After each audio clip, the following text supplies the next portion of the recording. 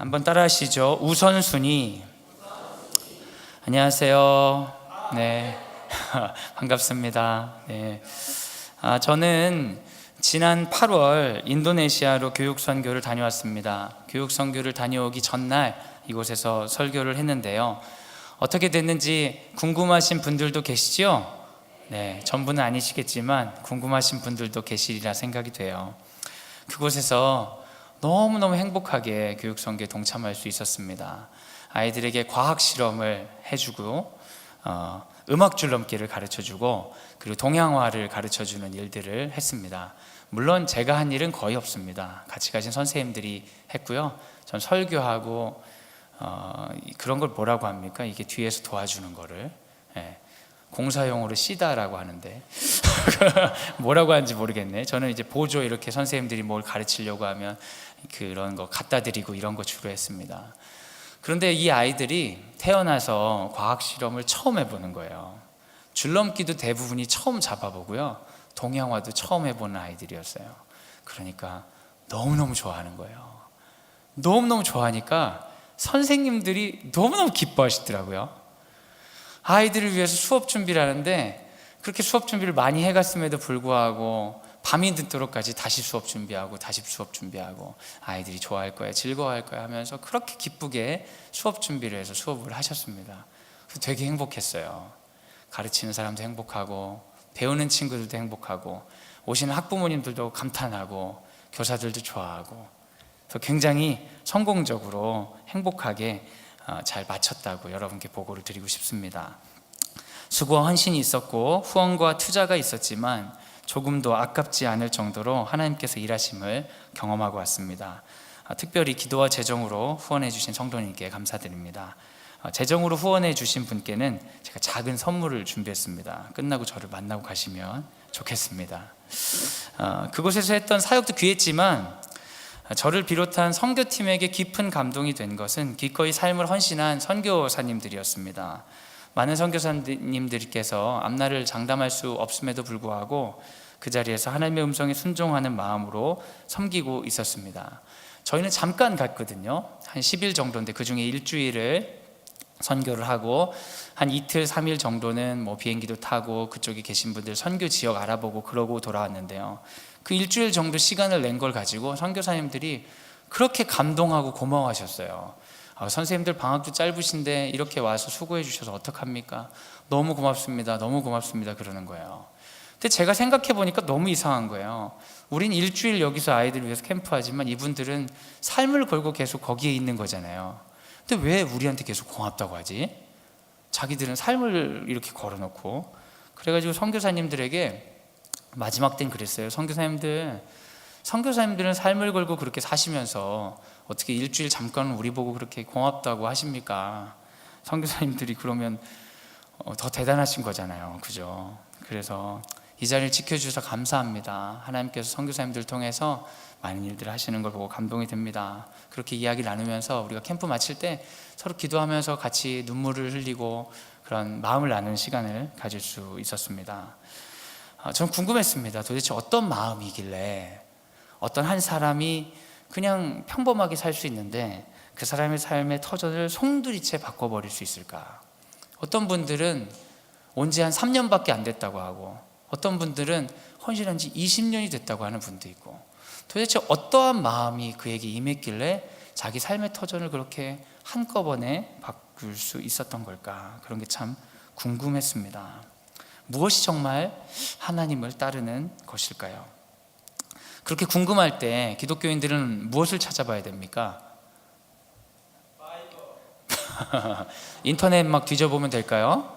아니면 사람들에게 물어보면 될까요? 아니죠. 성경을 찾아보면 됩니다. 물론 모든 상황에 대한 구체적이고 명확한 답이 그곳에 있진 않지만 성경은 예수님을 따르는 제자들의 원리를 담고 있음이 분명합니다. 그래서 오늘은 신앙인의 우선순위에 관한 성경의 이야기를 예수님의 목소리를 통해 들어보려고 합니다.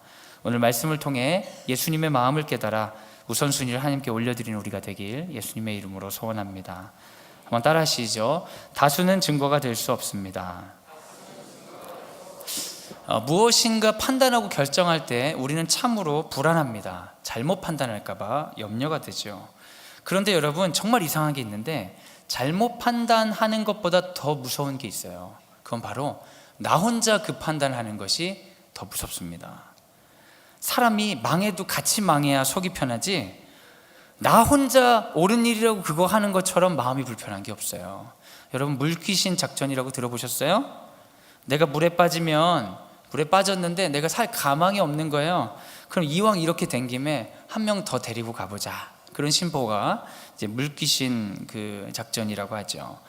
여러분, 요즘에는 믿을 수 없게 맛집이라는 곳이 참 많지 않습니까? 근데 맛집이라고 해서 가서 맛이 없으면 사람들이 맛이 없다고 오지 말라고 해야 될 텐데, 맛이 없는데 사람들이 줄 서 있는 걸 보면 마음이 편한 거예요.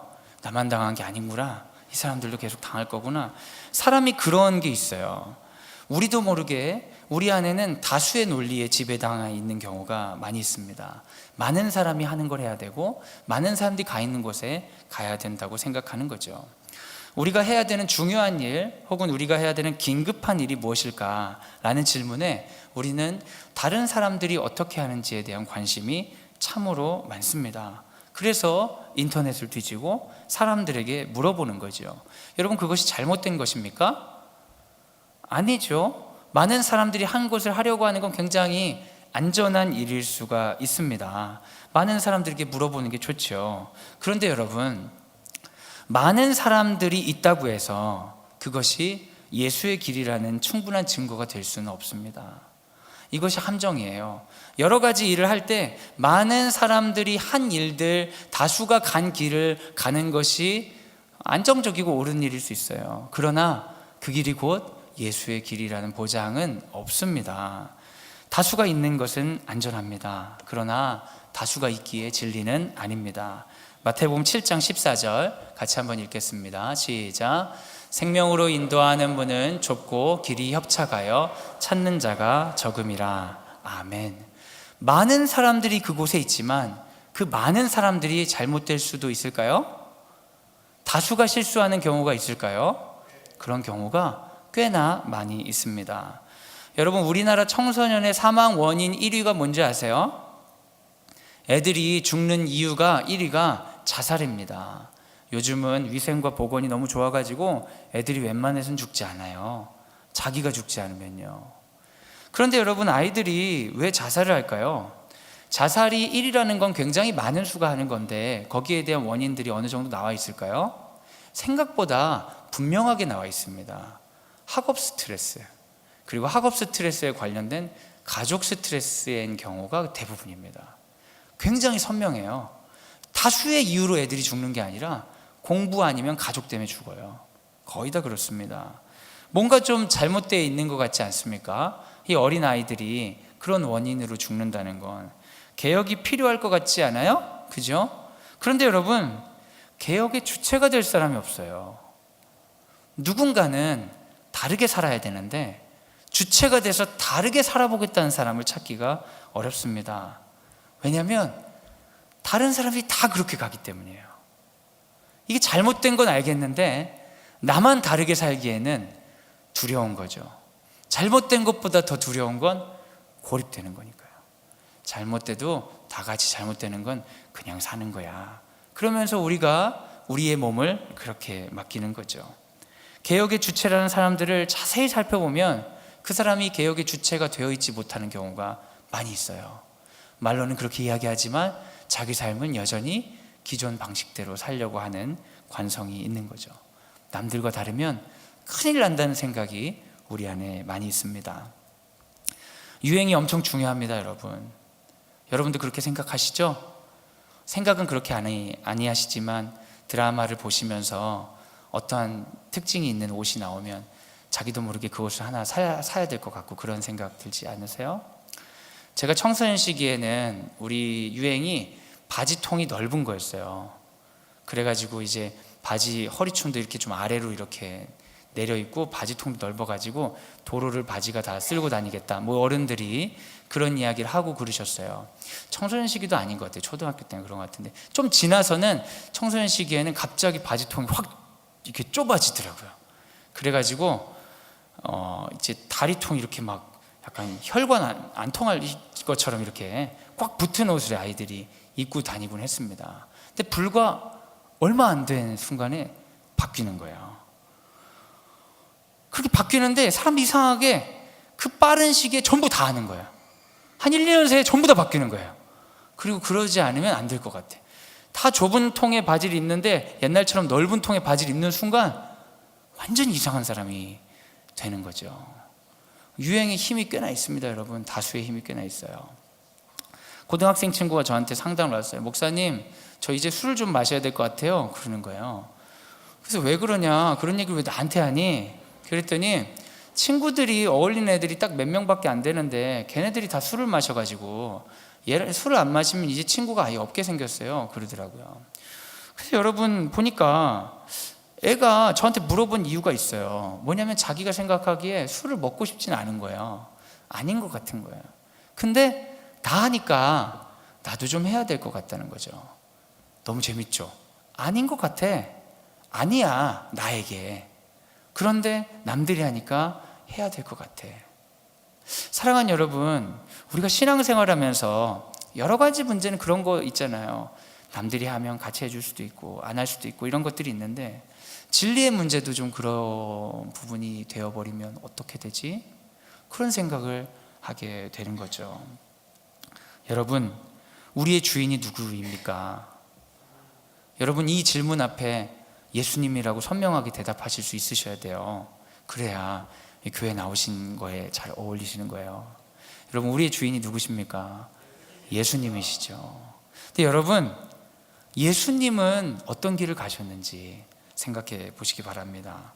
예수님은 좁은 문으로 가셨어요. 그 얘기는 많은 사람들이 가는 곳에 기웃기웃거리는 사람이 아니었다는 것입니다.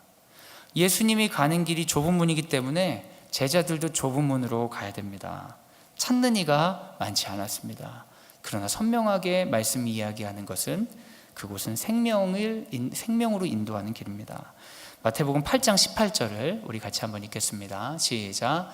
예수께서 무리가 자기를 에워싸는 것을 보시고 건너편으로 가기를 명하시니라. 아멘. 예수님께서 많은 사람을 고치셨어요. 그러자 사람들이 모이기 시작합니다. 에워싸기 시작해요. 그런데 예수님은 제자들에게 뭐라고 얘기하시냐? 야, 여기 좋다. 사람이 많이 모이니까 바로 이곳이다. 대박이다. 될 것 같다. 그러지 아니하시고 사람이 많이 모이니까 건너편으로 가자 그러시는 거예요. 많은 사람들이 있기 때문에 우선순위를 두어야 된다는 것은 결코 성경적인 태도는 아닙니다. 예수님은 많은 사람이 오시자 떠나셨습니다. 여러분, 이것을 기억하시기 바랍니다. 사람들에게 칭찬받고 인기가 있고 많은 사람들이 따르는 길이 하나님 좋아하시는 길인 것 같지만 그 길에 내가 있어서 소위 말하는 요즘 아이들이 쓰는 표현으로는 인싸인 것 같지만 그곳에 예수님이 없으면 잘못 가고 있는 겁니다. 남들이 찾지 않는 길에 내가 서 있는 것 같은데 그곳에 예수님이 있으면 잘 가고 있는 거예요. 어떤 아이가 그래요. 걔도 고등학생인데 친구가 왕따를 너무 심하게 당하는데 잘못된 것 같지가 않다는 거예요. 그래서 돕고 싶은데 분위기 때문에 못 돕겠대요. 그래서 얘기했어요. 맞다. 그 분위기가 어려운 거다. 너 많이 힘들 거다. 근데 네가 예수님의 마음으로 그 친구를 도와서 네가 같이 왕따 되면 자기가 뭘 잘못해서 왕따 당하는 애랑 같지 않다. 해볼 만하다. 얘기했어요. 여러분, 잘 생각해 보세요. 예수님이 어떻게 죽으셨어요? 기억이 잘 안 나셔요? 큰일이네. 그 되게 중요한데. 여러분, 예수님 어떻게 죽으셨어요? 십자가에서 죽으셨는데 양옆에 똑같은 십자가에도 사람들이 죽고 있었죠? 강도들이 죽고 있었잖아요. 근데 예수님의 십자가와 강도의 십자가는 같아요, 달라요? 달라요. 남들이 보기에 똑같아 보이지만 달라요. 내가 뭔가 좀 독특하고 나대고 약하고 이상해서 왕따 당하는 거랑 예수님을 따르다가 왕따 당한 거랑 같을까요, 다를까요? 달라요. 근데 아이들이 그걸 두려워하더라고요. 걔랑 같이 어울려서 네가 왕따 되면 넌 예수님 따른 거잖아. 다른 거야? 할 만한 거야? 결정해야 될 거야. 사랑하는 여러분, 주의 백성은 예수를 따르는 것입니다. 많은 사람들이 하는 걸 따랐기 때문에 나는 괜찮습니다 라고 주님 앞에 얘기할 수 없습니다. 저는 광성 드림학교는 대안학교에 근무하고 있습니다. 저희 학교에서는 학원을 다니지 말자고 합니다. 뭐 학원이 나쁘다 뭐 이런 거 아닙니다. 혹시 학원 하시는 분들 분개하시지 마세요. 저희가 반대하는 건 학원이 아닙니다. 대한민국에 학원이 없어질 때까지 싸웁시다 이런 학교 아니에요. 그런 거에 관심 없어요. 그런 게 아니라 아이들이 무분별하게 학원 다니느라 가족들과 저녁 식사하지 못하고 가족들과 관계 쌓지 못하는 걸 반대하는 겁니다. 아이들이 자기 주도적으로 공부하지 못하고 이걸 왜 하는지도 모르고 남들이 시키는 대로 무조건 따라서 하는 것을 반대하는 것이에요. 모두 다 그렇게 살아야 된다는 루틴 그대로 살아야 된다는 것에 반대하는 거예요. 그럼 멈춰서서 남들이 하는 대로 말고 당신 스스로 당신 자녀와 부모와 이야기하면서 나누면서 길을 한번 찾아보십시오. 그런 운동을 하기 위해서 대안학교에서 그런 거를 해보는 겁니다. 그런데 여러분 그런 거에 동의하고 모두 다 들어온다고 광성 드림학교 오시거든요. 근데 들어와가지고 학부모님들이 엄청 불안해하는 거예요. 엄청 불안해요. 정말 학원 안 보내도 될까? 너무너무 걱정하는 거예요. 왜 그럴까요? 뻔하죠. 다른 사람들이 보내니까 무서운 거예요. 이 설교를 들을 때면 학교에 대한 설명을 들을 때면 맞습니다. 아멘. 좁은 길 한번 해봅시다. 나도 이 땅의 교육을 변화시키는 주체가 되어서 예수의 사람이 되어서 막 이렇게 오시는데 막상 그래가지고 주변 사람 한두 명만 만나면 2명까지는 괜찮은데 3명 만나면 두려워지기 시작하는 거예요. 그래가지고 여러분 심지어는 광성 드림학교 다니면서 몰래 학원을 다니는 분들도 있다고 하는 것 같아요. 제가 그걸 어떻게 알았냐면 지나가다 보니까 어떤 게시판에 그냥 우리 학원은 내신 성적이 다릅니다. 어느 중학교 누구 하는데 광성 드림이라는 이름이 써 있더라고요. 아유 부끄러워라. 세상에 얼마나 마음이 불안하면은 드림학교에서 몰래 학원을 다니는 거예요. 근데 몰래 학원을 다니는 사람이 자기가 불안하고 자기가 찝찝하니까 학원 한다는 다른 사람한테도 전도한다는 얘기도 제가 들었어요. 사랑하는 여러분, 많은 사람들이 가면 두렵습니다. 그러나 많은 사람이 가는 것이 결코 진리가 아닙니다. 예수님은 많은 사람들의 왕이 될 생각이 처음부터 없으셨습니다. 그분이 간 길은 외로운 길이었고 고독한 길이었습니다. 그래서 십자가에 달리셨죠. 그리고 우리에게 초청하시는 거예요. 나의 제자가 되라. 고독하고 외로운 길이지만 하나님 기뻐하시는 길을 가라. 우리를 부르시는 거예요. 그리고 여러분은 아멘하고 이 자리에 와서 그렇습니다 주님 내가 예수의 제자가 되겠습니다 하고 앉아 계신 거예요. 여러분 그거 잊어버리지 마세요. 너무 많은 사람들 사이에 있다 보니까 그 사람들이나 나나 다 똑같이 살아도 되는 것처럼 느껴지실 수 있지만 예수의 사람들은 그렇지 않습니다. 여러분이 가시는 좁은 문이 여러분의 구원으로 인도하는 통로가 될 것입니다. 유행이나 다수의 논리가 아니라 하나님의 뜻이 우리의 우선순위가 되길 예수님의 이름으로 소원합니다. 따라 하시죠. 헌신은 결과를 맡기는 것입니다. 많은 사람들이 예수님을 찾아오자 예수님은 도피하셨어요. 건너편으로 가자 하고 도피하셨어요. 그 군중들 가운데 군림하는 것이 결코 예수님의 뜻이 아니었어요. 그런데 여러분 그 군중들 중에 굉장히 헌신적인 사람이 있었어요. 그래서 건너편으로 예수님이 몰래 갈 때 예수님을 추적해서 따라온 사람이 있었어요. 그는 서기관이었습니다. 마태복음 8장 19절 같이 한번 읽겠습니다. 시작. 한 서기관이 나와 예수께 아뢰되 선생님이여 어디로 가시든지 저는 따르리이다. 아멘. 군중을 따돌리고 나아가는 예수님을 쫓아올 뿐 아니라 예수님이 가시는 곳이라면 어디든지 가겠다고 자신의 헌신을 공언합니다. 어쩌면 여러분 예수님이 찾으시는 사람이 이런 사람이 아니겠습니까? 군중이 아니라 헌신된 한 사람.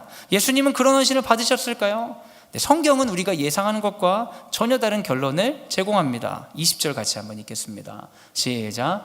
예수께서 이르시되 여우도 굴이 있고 공중의 새도 거처가 있으되 인자는 머리 둘 곳이 없다 하시니라. 짐승들도 다 거처가 있는데 나는 있을 곳이 없다. 이 얘기는 서기관의 헌신을 받겠다는 거예요? 안 받겠다는 거예요? 안 받겠다는 거죠. 따라오지 마. 갈 데 없어. 이렇게 얘기하시는 거예요. 일종의 거절입니다. 왜 예수님은 이런 헌신을 거절하셨을까요? 수많은 사람들의 군중은 예수님을 오해한다고 치지만 서기관이면 꽤나 똑똑한 사람이고 꽤나 지식이 있는 사람이고 하나님에 대해 말씀에 대해 알고 있을 만한 사람이 예수님을 보고 뭔가 보물을 찾은 것처럼 뛰어오는데 그 헌신을 받으셔야 될 것 같은데 나 갈 데 없어. 나 따라와봤자 없어. 오지 마. 왜 그러셨을까요? 예수님에게 헌신할 사람이 넘쳐서 그런 건 분명히 아닐 텐데 예수님이 왜 이러한 일을 하셨을까요? 사랑하는 여러분, 교회에는 헌신을 많이 강조합니다. 그렇지요. 굉장히 헌신한 사람들이 간증할 기회를 잡게 되고 교회 내에서 언권도 세집니다. 내가 이 교회 몇 년 동안 다녔는데, 내가 여기서 뭘 했는데, 무슨 직분을 했는데 하고 헌신한 게 많으면 많을수록 할 말이 많아지죠. 물론 거룩한 빛 운정교회는 그럴 만한 분들이 많지 않을 겁니다. 생긴 지가 얼마 안 돼가지고 그죠? 그래가지고 교회들이 보면은 새가족을 엄청 환영한다고 이곳저곳 써붙이지만 막상 새가족이 들어와 보면 새가족을 환영하는 게 아니라 헌신 오랫동안 한 사람이 계속 환영받는 교회인 경우가 꽤나 있어요. 그래서 새가족들이 들어와서 자기를 환영한다고 밥도 주고 그러는 것 같아서 이 교회가 좋은 곳이다 하고 들어왔더니 저분한테 인사를 해가야 되고, 저분한테 잘 보여야 되고, 저분하고 싸우면 큰일 나고, 봉사를 하려고 했더니 주방 봉사할 때 뭐 밥숟가락은 저분이 퍼야 되니까 건들면 안 되고, 주차 봉사할 때 저 자리는 저분이 있으니까 가면 안 되고, 안내위원 할 때 처음 온 신참은 뒤로 붙어야 되고, 이상하게 새가족을 환영한다고 하는데 새가족으로 들어오기가 보통 어려운 일이 아닌 거예요. 말로는 환영한다고 하는데 실제로 환영받는 사람이 엄청 헌신한 사람들이 꽤나 있더라, 그런 얘기들이 많이 있는 거죠. 헌신한 중직자들이 마치 왕처럼 군림하거나 정치인들처럼 교회의 전반적인 것을 투명하지 않게 지배한다는 오해를 혹은 실제를 보게 되거나 받게 되는 경우도 있습니다. 헌신은 여러분 굉장히 중요한 거죠. 맞습니까? 그런데 그 헌신의 결과가 자기 자신의 자리를 만들고 자신의 공간을 확보하기 위한 노력처럼 보일 때도 있는 것이 사실입니다. 저 사람 저렇게 열심히 해서 뭐를 차지하려고 하지? 그렇게 보일 때도 있어요. 그렇다면 그 헌신은 누구를 위한 것입니까? 예수를 위한 것입니까? 아니면 자신을 위한 것입니까? 제가 다니던 어떤 교회는, 그 교회 이제 이름을 얘기하기는 어렵지만 다니던 어떤 교회는 임직자 선거할 때 되면 지하철역부터 교회까지 가는 길목에 쭉 쓰셔가지고 볼펜 같은 거 나눠주신 적도 있어요. 찍어달라고. 마치 헌신은 자신을 드리는 건데 이 목적이 누구를 위한 건가, 이런 생각이 들 때가 있어요. 근데 열심히 헌신하다가 중직자가 되지 못하면 에이 안 해 이러시는 분도 있는 거 보면 그 헌신이 진짜 누군가를 위해서였는지 의심하게 되죠. 사랑하는 여러분, 서기관은 헌신하고 싶었습니다. 그런데 그의 말을 잘 들어보면 그의 헌신 가운데는 원하는 욕망이 생각보다 분명합니다. 주님이 어디를 가시든지 그곳으로 가겠습니다. 여기서 중요한 단어가 뭐냐면 어디입니까? 어디입니다. 어디. 서기관은 주님 자체가 아니라 주님이 가시는 장소를 탐닉했던 거예요. 주님을 잘 보니까 예수님 괜찮은 사람인 것 같아, 대단한 사람인 것 같아. 그 예수님 따라가면 예수님 가는 그 좋은 자리에 나도 갈 수 있을 것 같아. 그러니까 헌신해야겠다, 그런 마음이 들었던 겁니다. 일종의 영적인 투자인 거죠. 예수님이 결국 다다를 자리, 즉 결과에 대한 구체적인 욕망이 그를 예수께 헌신하게 만든 거예요. 그런데 예수가 헌신하려고 마음의 준비를 다 했는데 예수가 그를 실망시키는 겁니다. 야, 금수들도 갈 자리가 있는데 나는 머리 둘 곳도 없어. 미안하다 야. 어디든 가겠습니다. 근데 난 아무 데도 갈 데가 없는데. 서기관의 욕망이 깨지는 거죠. 나는 네가 원하는 결론을 제공할 생각이 없어. 너는 결코 나를 통제할 수 없어. 네 헌신으로 나를 통제하려고 하지 마. 네가 주인이 아니라 내가 주인이야. 예수님이 말씀하시는 거죠. 많은 헌신적인 신앙인들이 믿음을 저버리고 돌아오지 못합니다. 여러분, 역설적이죠. 믿음이 좋다는 사람이 믿음을 떠나는 거예요. 그런데 그 이유 중에 많은 경우는 자기가 헌신했음에도 불구하고 결론이 좋지 않았다는 거예요. 어떻게 내가 이렇게 헌신했는데 내 삶의 결론이 이럴 수 있어? 내가 이렇게 헌신했는데 교회에서 어떻게 이렇게 대할 수 있어? 그러면서 믿음을 떠나는 거예요. 여러분, 우리가 헌신하면 하나님께 우선순위를 두는 거라고 하지만 어쩌면 내 헌신의 우선순위를 두는 것일 수도 있습니다. 그렇게 되면 어떻게 되냐면 내가 헌신했기 때문에 내가 기대하는 결과가 있어야 된다고 생각하게 되고, 그렇지 않았을 때 억울하고 오해받고 그만두고 싶고 그런 생각이 막 올라오는 겁니다. 여러분 열심히 일하고 나서 여러분 그런 생각이 사단을 확 줄 때가 있어요. 내가 이런 취급 받으려고 내가 이렇게 헌신한 줄 알아? 안 해. 나 없이도 잘 되는지 보자고. 그러면서 다 그만두고 거기가 잘 되는 소식을 들으면 기분이 확 나쁜 거예요. 원래는 기도해야 되잖아, 잘 되라고. 근데 거기가 잘 안 되면 안 될수록 기분이 좋은 거야. 막 아우 정말 정의로우신 하나님 살아계시네 막 이러면서 자기가 하나님을 통제하려는 마음들이 있는 거예요. 근데 사실 그 사람 마음에는 사랑하는 마음이 있어요. 내가 헌신하고 애쓰고 아끼는 마음이 있어요. 그런데 거기에 뭐가 있었냐?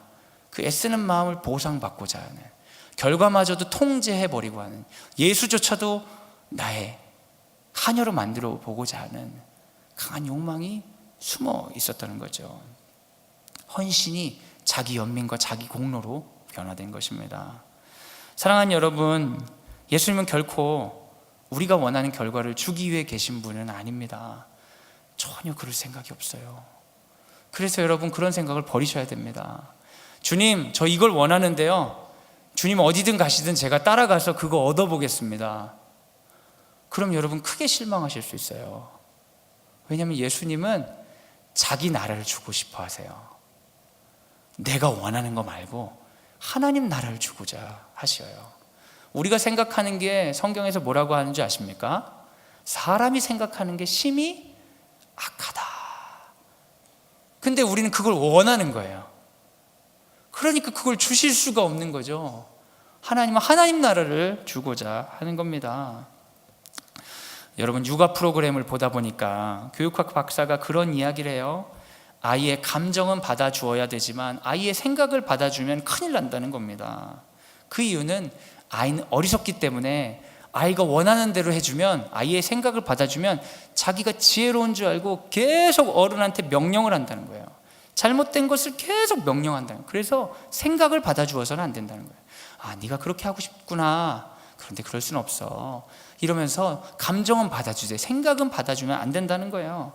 만약에 여러분 그럴 수 있잖아요. 아이가 이러는 거야. 난 진짜 동생이 너무 미워. 동생이 죽었으면 좋겠어. 그럼 그 얘기를 듣고 부모가 아 그렇구나, 그럼 동생을 죽여줄게. 여러분 그런 부모가 있겠습니까? 그럼 되겠습니까? 안 되죠. 야, 너 정말 속상하구나. 얘 때문에 그런 마음이 들 정도로 속상하구나. 네 마음 알겠다.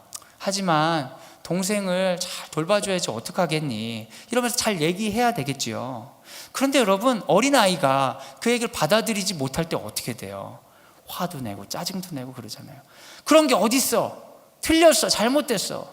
그러면 그 얘기를 듣고 부모가 마음이 약해서 알았어 그럼 동생 죽여줄게 그러면서 넘어갑니까 여러분? 그게 부모입니까? 그런 부모를 믿을 수 있습니까? 부모라면 아이들을 지켜줘야죠. 바른 생각으로 인도해 줘야죠. 여러분 예수님이 우리 주인이 맞습니까?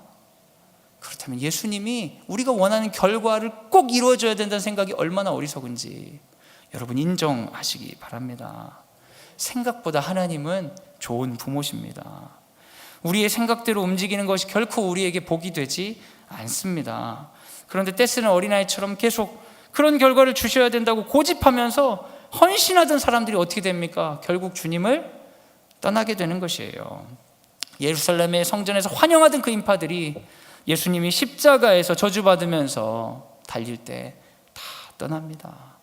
헌신의 삶은 우선순위를 주님께 드린 것이, 헌신의 삶을 우선순위를 주님께 드린 게 아니죠. 그럼 진짜 헌신은 뭘까요 여러분? 단순합니다. 한번 따라 하시죠. 결과를 주님께 드리는 것입니다. 예수님 어디를 가시든지 그곳에 가겠습니다 이렇게 얘기하는 게 아니라 예수님 나는 당신과 함께 있겠습니다 그렇게 말하는 것입니다. 내가 고난 중에 있을 때 왜 하나님 왜 이런 결론을 주셨습니까? 내가 헌신하지 않았습니까? 이렇게 탄원하는 것이 아니라 고난 중에도 주님, 난 지금도 주님과 함께 있습니다. 예수님 자체가 우리의 우선순위가 되는 것이 결과를 주님께 드리는 것입니다. 참 헌신은 결과가 아니라 그분 자체를 우선순위로 두는 것이기 때문입니다. 남편과 아내가 막 싸웁니다. 남편이 화를 내면서 자신이 헌신했던 것들을 나열하기 시작해요. 나는 당신을 위해 이것도 하고 저것도 하고 이거 저거 했어. 난 힘들게 노력했어. 그러자 아내가 이야기합니다. 난 당신이 나를 사랑하는 것처럼 느껴지지 않아. 당신은 정말 내가 원하는 것을 모르잖아. 남편이 막 계속해서 얘기하는 거예요. 내가 이거 했잖아. 했어 안 했어? 했어 안 했어? 그건 했지만 당신은 내가 원하는 걸 모르잖아. 이 사람 답답하네. 내가 이거 했냐고 안 했냐고. 그러면서 그날이 새도록 부부싸움을 하는 것이죠. 남편이 여러분 아내를 위해서 헌신한 게 맞아요 틀려요? 맞아요. 엄청나게 많이 헌신했어요. 근데 이 남편이 헌신하면서 문제가 있었어요. 그건 바로 내가 이거 했으니까 너는 이렇게 결과가 되어야 된다고 생각한 거예요. 아주 기계적으로 내가 이렇게 하면 넌 이렇게 와야지 하면서 그 사람이 살아있는 사람인 걸 인정하지 않은 거예요. 마치 컴퓨터의 프로그램처럼, 기계처럼 내가 이렇게 주입했으면 이렇게 나와야지. 어떻게 인간이 돼서 이렇게 할 수 있어? 그럼 뭐예요? 그 사람이 생각하는 인간은 자기 통제 아래 있어야 된다고 믿는 것이죠. 그런데 여러분, 헌신적인 관계는요 결코 그렇게 강요할 수는 없습니다. 내가 주님 사랑할 테니까 주님도 한번 보여주세요. 그런 건 헌신이 아닙니다. 아무리 노력했어도 내가 원하는 결과가, 내가 바라는 결과가 주님보다 중요하다면 그것은 내 욕심에 집중한 것이지 주님을 사랑한 것이 아니죠. 사랑하는 여러분, 살다가 이분이 정말 예수님 같다 그런 분 만나면 반드시 도망가시기 바랍니다. 그분은 예수님이 아닙니다. 왜냐하면 결코 예수님은 우리가 원하는 모습이 아니기 때문입니다. 내가 생각하는 범위 안에 통제 가능한 분이 아닙니다. 예수님은 어떤 형상이냐면 불타는 떨기나무 같은 분이에요. 떨기나무가 타는데 타지 않는 거예요. 그래서 내가 그 앞에 놀라서 신을 벗지 않을 수 없는 게 예수님이에요. 예수님은 어떤 분이냐면 모든 걸 다스리고 왕처럼 막 군림하고 이럴 줄 알았더니 십자가에 달려 계신 분이에요. 그분 앞에 나의 모든 예상이 무너지고 무릎을 꿇을 수밖에 없는 거예요. 예수님은 어떤 분이냐면 죽어서 썩어서 냄새가 나고 다시는 일어날지 못할 줄 알았더니 부활해서 내 앞에 나타나신 분이에요. 그분 앞에 무릎을 꿇을 수밖에 없는 거예요. 그분은 어떤 분이냐? 우리의 통제 가운데 사시는 분이 아니라 우리의 예배를 받으실 분입니다. 사랑하는 여러분, 참으로 주님께 우선순위를 두는 것은 결과를 내어 맡기는 것입니다. 그러니까 기도할 때 결과를 너무 강요하지 마세요. 거꾸로 주님 동행해 주세요. 그렇게 기도하시기 바랍니다. 하나님 함께 하시면 우리가 생각한 것보다 더 큰 은혜를 받습니다. 반드시 들어주옵소서. 나의 욕구를, 이런 기도가 아니라 반드시 동행하여 주옵소서. 내 욕구가 틀어지고 내 삶이 틀어져서 내가 원하지 않는 자리에 있을지라도 주님만은 내게 동행하여 주셔서 여전히 하나님 뜻을 가르쳐 주시고 여전히 걸어갈 길이 되어 주시옵소서. 나는 내가 예상한 길로 가지 않고 나의 길이요 진리요 생명 되신 예수로 걷겠습니다. 그렇게 믿음으로 담대히 고백하는 우리가 되시기를 예수님의 이름으로 소원합니다. 한번 따라 하시죠. 사정은 제자에게 없습니다. 서기관은 헌신하게 했다고 했죠. 근데 예수님이 그걸 받아들였습니까? 거절했습니까? 거절했어요. 안 됩니다. 난 갈 곳 없어요. 그런데 그것을 지켜보고 있던 제자가 있었어요. 제자가 딱 보다가 저렇게 헌신하는 걸 안 받네 싶었는지 틈바구니를 둬서 주님 제가 좀 사정이 있는데 이것 좀 하고 오겠습니다 하고 말씀을 이어서 하는 거예요. 21절 말씀 같이 한번 읽겠습니다. 시작. 제자 중에 또 한 사람이 이르되 주여 내가 먼저 가서 내 아버지를 장사하게 허락하옵소서. 그에게 굉장히 큰 일이 생겼습니다. 바로 아버지가 돌아가신 거예요. 장례를 치르고 오겠다고 이야기했습니다. 방금 전에 엄청나게 헌신하겠다고 하는 서기관도 돌려보내신 예수님인데 이런 급한 사정은 당연히 통용될 것 같잖아요. 그런데 예수님은 또 이번에도 우리의 반응을, 우리의 기대를 뛰어넘습니다. 22절 같이 한번 읽겠습니다. 시작. 예수께서 이르시되 죽은 자들이 그들의 죽은 자들을 장사하게 하고 너는 나를 따르라 하시니라. 안 된다는 거예요. 예수님 너무 이상하죠. 따르겠다고 누가 하니까 안 돼요. 따르지 마세요. 제자 중에 잠깐 어디 좀 갔다 오겠습니다. 그러면 가지 마. 넌 있어야 돼. 이게 어떻게 된 거예요, 여러분? 예수님은 무조건 반대로 하시는 분입니까? 왜 그럴까요? 여러분, 근데 여기서 처음 사람과 두 번째 사람이 엄연히 다르다는 걸 기억하셔야 돼요. 처음에는 한 누구였어요? 기억이 나세요? 네, 기억나신 분 있네요. 한 서기관이었죠. 근데 두 번째는 누굴까요? 제자예요. 완전히 다른 사람이에요. 서기관은 예수님 잘 모르는 사람이에요. 자기의 욕구를 채워줄 사람이 저분이구나 싶어서 따라온 사람이에요. 근데 그분한테 얘기하는 거죠. 저는 당신의 욕구를 채워줄 수 없습니다 하고 돌려보내는 거예요. 근데 제자는 예수님 알아요, 몰라요? 예수님을 잘 아는 사람이에요. 근데 제자에게 예수님, 저 이렇게 좀 갔다 오겠습니다. 그러니까 안 된다는 거예요. 여러분, 예수께 속한 사람에게는 사정이 없습니다. 사정이 안 통하는 거예요. 근데 여러분, 예수께 속한 사람들은 사정이 없을까요? 급한 사정이 하나도 없을까요? 있죠. 아버지가 돌아가셨다는데 엄청 급한 일이잖아. 근데 그거를 보내주지 않는 걸 보면 예수님은 장래에 대한 혐오가 있을까요? 그런 게 아니에요. 그걸 어떻게 할 수 있냐면, 나사로가 죽었을 때 예수님이 친히 가셨어요. 죽은 사람들 장례에 가는 거, 결혼식에 가는 걸 예수님이 싫어하지 않으십니다. 어떻게 그렇게 세속적인 일에 참여하십니까? 이러는 분이 아니셨어요. 그런데 예수님께서 이렇게 얘기하는 것은 우선순위에 대해 말씀하시는 것입니다. 제자에게 사정이 없다는 것을 가르쳐 주시는 거죠.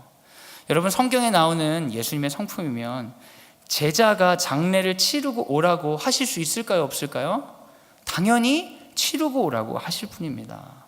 제자가 예수님을 바라보고 아무 말도 안 하고 있으면 오히려 예수님이 야야, 아버지 돌아가신 거 안다, 장례 치르고 오라 하고 보내주셨을 거예요.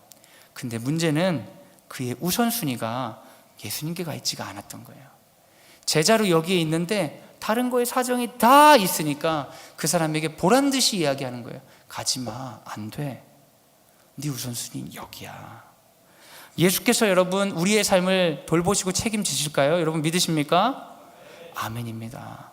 근데 여러분, 우리가 예수님이 나를 돌보고 책임지지 않을 것 같아서 두려워서 내 삶을 하나하나 다 챙기고 있으면 예수님이 얘기하시는 거예요. 그거 아니야. 너에게 사정이 없어. 머물러 있어야 돼 라고 이야기하시는 겁니다. 제자에겐 사정이 없습니다. 제자의 사정은 누가 챙겨주시는 거예요? 예수님이 챙겨주시는 겁니다. 본인이 자기 사정 다 챙기고 예수님을 따를 수는 없습니다. 마태복음 16장 24절 말씀 같이 한번 읽겠습니다. 시작. 예수께서 제자들에게 이르시되 누구든지 나를 따라오려거든 자기를 부인하고 자기 십자가를 지고 나를 따를 것이니라. 아멘. 제자가 되려면 십자가를 지고 따라오라고 합니다. 십자가는 옛날 말로 하면 뭘까요? 사형틀이죠. 그러면 우리가 알아듣기 쉽게 얘기하면 관 들고 쫓아와라, 이런 말입니다. 제가 당신의 제자가 되겠습니다. 관 들고 쫓아오라, 죽을 각오하고 와라, 이야기하는 겁니다. 그럼 예수님이 우리의 삶을 착취하고 유린하겠다는 이야기입니까? 아닙니다, 여러분. 여기서 중요한 게 있어요. 중요한 게 뭐냐면 믿음이거든요. 어떤 믿음이냐면, 여러분 이걸 기억하고 가셨으면 좋겠어요. 하나님이 나보다 나를 더 사랑하신다는 믿음입니다. 하나님이 나보다 나를 더 사랑하신다는 믿음이에요. 그래서 내가 내 사정을 막 챙기려고 하는 것보다 더 하나님이 날 챙겨주신다는 거예요. 날 염려하시고 날 돌보신다고요. 그렇게 믿으면 아버지 장례를 안 챙겨도 되는 거예요. 그냥 예수님 따르고 있으면 예수님 얘기하시는 거예요. 아버지 장례 치르고 와야지. 보내주시는 거예요. 사랑하는 여러분, 우리는 계획 세우고 사정을 만들고 해결하려고 노력하지요. 그러나 하나님은 나보다 나의 삶을 더 사랑하십니다. 그 증거가 바로 아들을 보내신 것이죠. 부활하시고 승리하신 것입니다. 나를 부인하고 하나님께 나아간다는 것은 내 삶을 부인하고 혐오하라는 것이 아닙니다. 나 이거 원하기 때문에 난 나쁜 사람이야, 이런 게 아니에요. 그게 아니라 하나님이 나보다 나를 더 사랑하시기 때문에 그 하나님과 동행하는 것보다 더 소중하게 여기는 것을 아무것도 두어서는 안 된다는 거예요. 어떠한 것도 그것을 양보해서는 안 되는 겁니다. 사랑하는 여러분, 제자가 되려 하신다면 망설이지 마시기 바랍니다. 그분께 주인이 되어 주옵소서. 여러분 기도하세요. 그러면 하나님께서, 성령께서 우리 마음에 오셔가지고 내 삶을 유린하고 착취하고 아무것도 못한 종교 중독의 광신도를 만드시는 게 아니라 풍성한 삶으로 인도하십니다. 하나님이 우리를 나보다 더 사랑하시기 때문입니다. 그래서 여러분, 그걸 경험하기 위해선 내 삶의 주권을 주님께 드려야 돼요. 주님이 나의 주인이 되어 주시옵소서. 나를 통해 하나님 나라를 만드시옵소서. 그러면 내가 내 삶을 계획하고 하면요, 딱 내 수준밖에 못 살거든요. 그리고 운이 안 좋으면 내 수준보다 훨씬 못 살아요. 근데 하나님께 주권을 맡기면 내 삶을 보고 내가 경탄할 때가 있어요. 깜짝 놀랄 때가 있어요. 하나님, 어떻게 이런 일이? 하나님, 제 삶 가운데 어떻게 이런 일이? 여러분, 엄청 신나는 삶으로 초청받는 겁니다. 사랑하는 여러분, 신앙의 우선순위를 찾을 때 절대 사람 많다고 넓은 길에 가지 마시기 바랍니다. 예수님이 그곳을 떠나실 수 있습니다. 그리고 내 헌신의 값으로 결과를 요구하지 마시기 바랍니다. 주님은 우리에게 다 주셨습니다. 예수님의 십자가를 주셨잖아요. 더 받을 거 없습니다, 여러분. 우린 다 받았다는 마음으로 살아가야 됩니다. 결과를 주님께 맡기시기 바랍니다. 그것이 제자의 삶입니다. 제자가 되기 위해서 자신의 사정을 하나님이 돌보신다는 믿음을 가지시기 바랍니다. 하나님이 우리를 정말 사랑하십니다. 그래서 내 그 놀라운 복음의 초청, 내가 너에게 가서 너와 함께 살고 싶다 하실 때 아멘 하세요.